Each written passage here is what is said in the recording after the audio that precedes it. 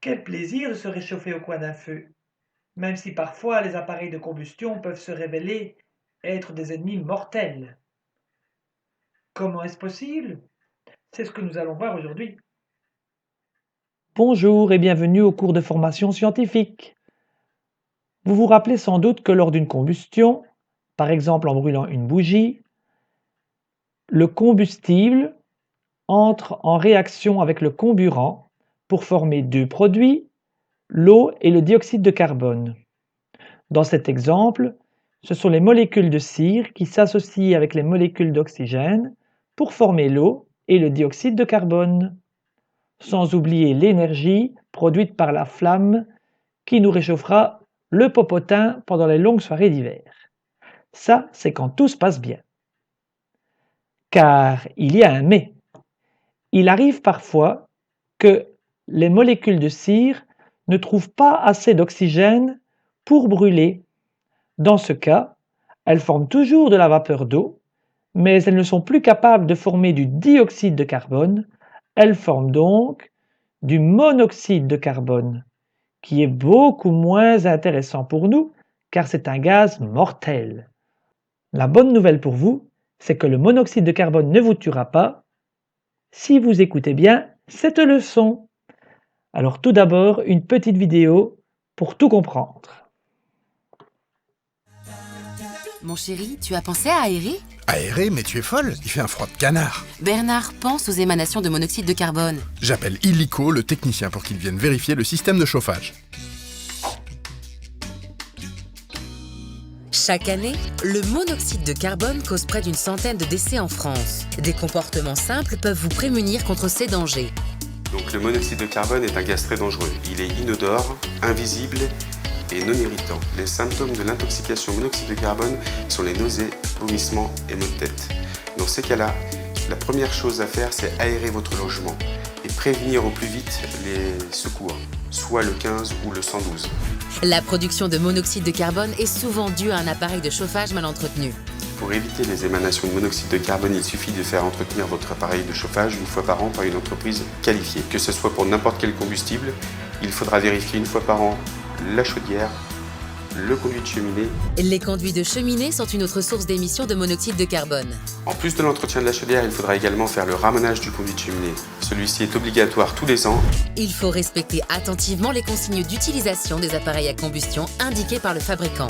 Il y a une autre source d'émanation de monoxyde de carbone, c'est les appareils d'appoint. Ne laissez jamais les appareils d'appoint marcher en continu. Enfin, Ne jamais boucher les ventilations des logements et ouvrir 10 minutes par jour toutes les fenêtres afin de ventiler la maison. Le monoxyde de carbone est invisible et inodore. Il se diffuse très vite dans l'environnement et peut être mortel en moins d'une heure.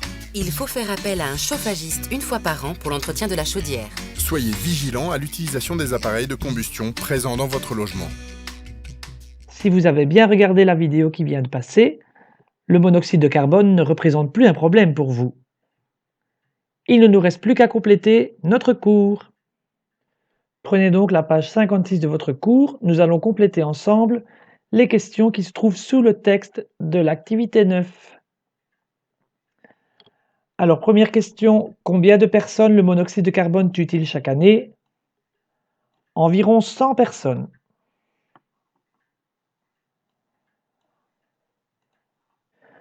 Pourquoi les victimes ne détectent-elles pas la présence du monoxyde de carbone? Eh bien, ce gaz n'a ni goût, ni odeur, ni couleur. Donc, pour les personnes qui y sont confrontées, aucun moyen de le détecter.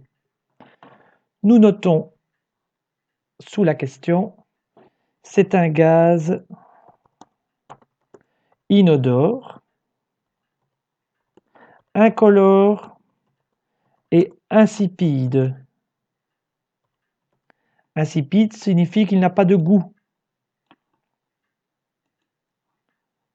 Si vous respirez par la bouche, vous n'aurez pas l'impression que ce gaz vous pique sur la langue. Dans quelles conditions le monoxyde de carbone risque-t-il de se former? Il y a deux possibilités. Soit votre appareil de chauffage est mal entretenu, je pense à une cheminée qui ne serait pas ramonée ou à une chaudière qui ne serait pas entretenue régulièrement.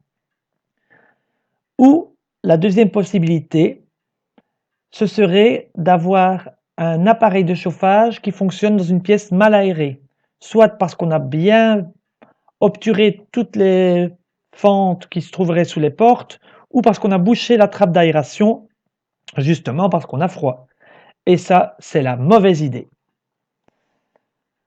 Donc, nous notons en brûlant un combustible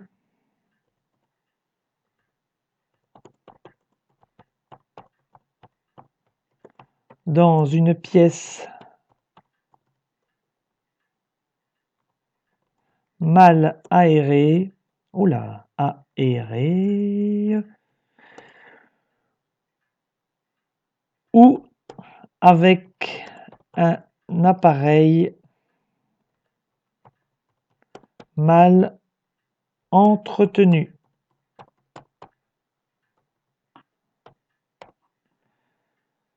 Brûlant, moi j'aurais mis un accent circonflexe. Complexe, hop. Voilà. En brûlant un combustible dans une pièce mal aérée ou avec un appareil mal entretenu.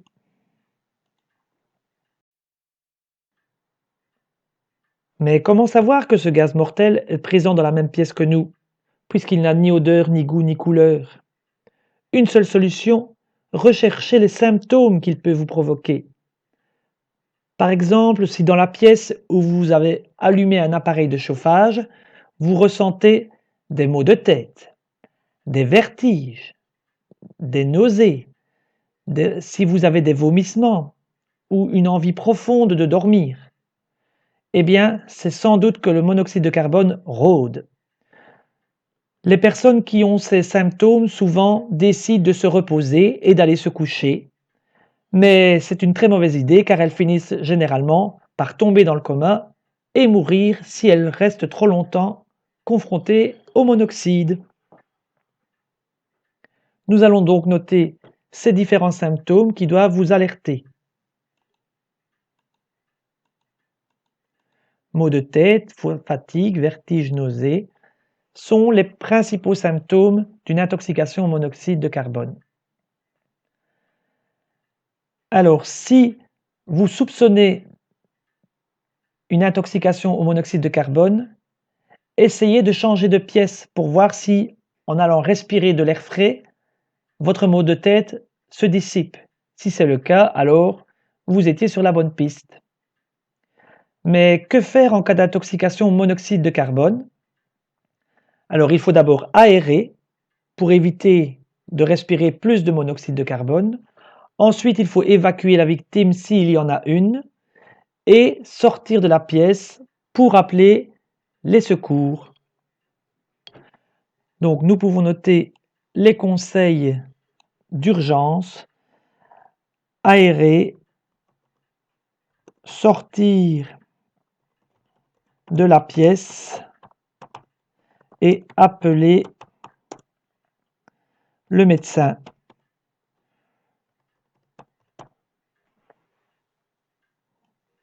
Le médecin généraliste peut suffire si personne ne s'est évanoui. Si par contre quelqu'un a perdu connaissance, il faut appeler les urgences directement. Dernière précision, lorsqu'une combustion se passe mal et qu'elle libère du monoxyde de carbone au lieu de libérer du dioxyde de carbone, on dira que la combustion est incomplète. Voilà, l'activité 9 est maintenant terminée. Vous n'avez plus de raison de laisser mourir vos proches et vous-même d'une intoxication au monoxyde de carbone mortelle. Si toutefois vous avez encore des inquiétudes, il y a une solution technologique qui peut vous sauver, c'est l'achat d'un détecteur de monoxyde de carbone. Il ressemble au détecteur d'incendie, mais coûte quand même un peu plus cher. Enfin bon, 50 € c'est quoi par rapport au prix d'une vie? Je pense que c'est pas l'investissement le plus bête qu'on puisse faire. Et de temps en temps, n'oublions pas de vérifier qu'il fonctionne. Ça va, il fonctionne. Ho ho ho! Ne partez pas! Il reste à réaliser l'activité 10. Bien sûr, Père Noël, je suis certain qu'ils veulent découvrir les pictogrammes de danger.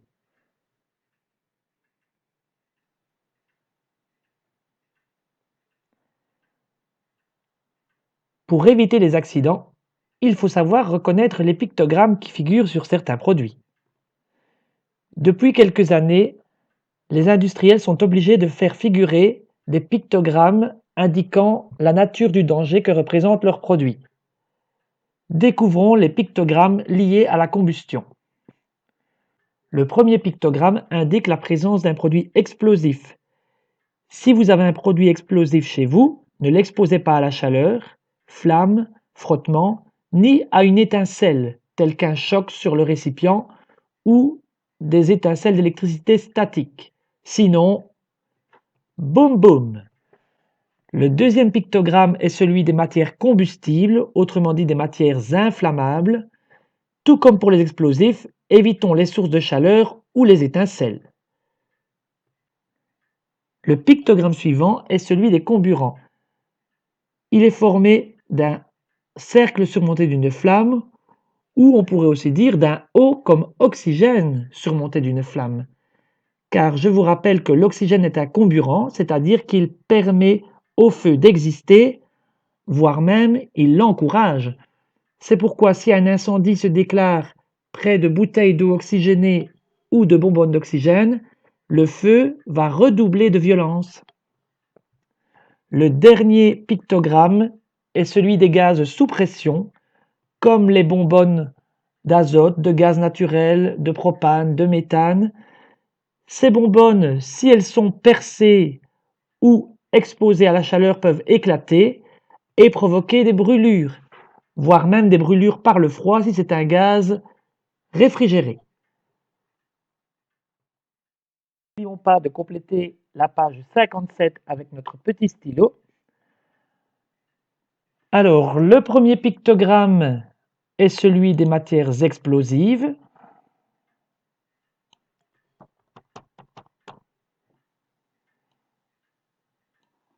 Le deuxième pictogramme est celui des matières combustibles.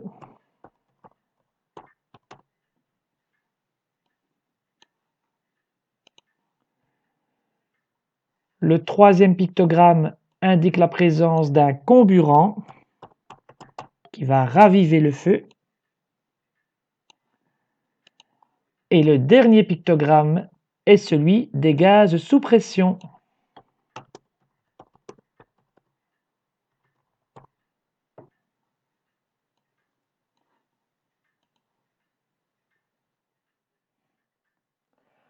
C'est ainsi que se termine le cours d'aujourd'hui et par la même occasion le chapitre magique physique-chimique. J'espère que ce cours fut agréable, en tout cas pour moi c'était pas mal. Je vous conseille pour la prochaine fois que vous venez en classe, quand nous nous verrons en live, d'étudier la synthèse 4 ainsi que les pictogrammes de danger, car je crois bien qu'il y aura un contrôle dessus. Oh, mais qu'entends-je, Père Noël a quelque chose à vous dire. Étudiez bien la synthèse 4 et passez de bonnes fêtes de fin d'année. Merci Père Noël, c'était important de le préciser. Et pour rendre hommage à Valéry Giscard d'Estaing décédé récemment, je n'aurai qu'une chose à vous dire. Au revoir.